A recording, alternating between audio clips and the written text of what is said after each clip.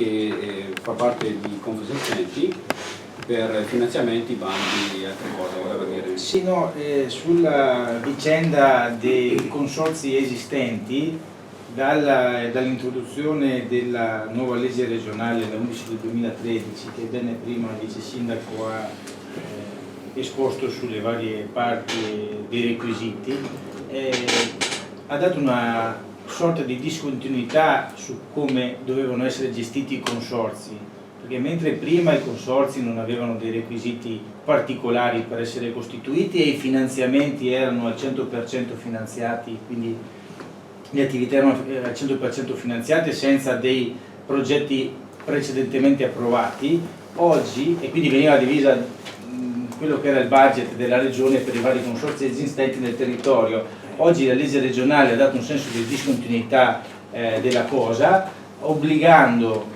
le realtà a mettersi insieme per avere dei requisiti numerici che, se fosse state senza una deroga specifica sull'allegato della DGR, Chioggia non avrebbe mai ottenuto nessun requisito per costituire un consorzio, perché a raggiungere 97 aziende, e per aziende intendo ricettive riconosciute dal sistema come alberghi, e quindi codificati alberghi e campeggi e basta, non raggiungiamo neanche il numero di 97 campeggi insieme.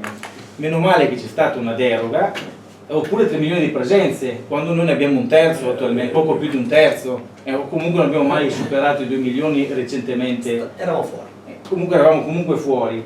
C'è stata questa più che deroga, ho detto male, una nota, era una nota tra parentesi, nota 4, che dice che se il consorzio viene costituito dentro un OGD, ecco perché è fondamentale la costituzione dell'OGD, si può raggiungere il requisito del costituire il consorzio raggiungendo il 60% delle attuali forze locali dell'OGD. Dei 95?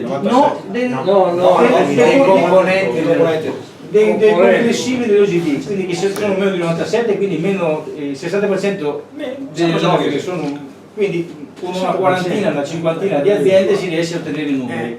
Siccome questo consorzio che oggi si presenta ha i numeri, perché ha lavorato, è stato chiamato, ci siamo sentiti, 63 imprese, abbiamo collaborato, 63 imprese, 8 campeggi. Quindi sono 63 imprese, di cui 8 campeggi e il resto alberghi, ok? Quindi è stato superato abbondantemente il 60% delle 80 e poco più delle aziende locali. E quindi cosa volevo collegarmi?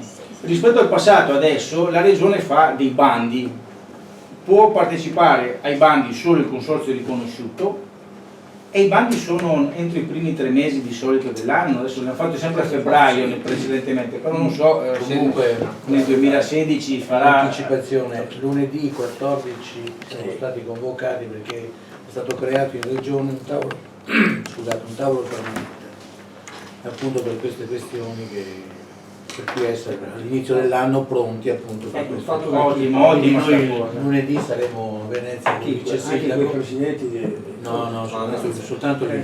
Anche perché l'amministrazione, dicono, spende di soldi per le attività, per gli eventi, dico un'attività, mette a budget degli eventi, e se riuscisse a essere finanziata dal consorzio l'attività degli eventi locali, se nel progetto è previsto, vuol dire che anche i soldi che l'amministrazione risparmia può investire nel turismo su altre cose, e quindi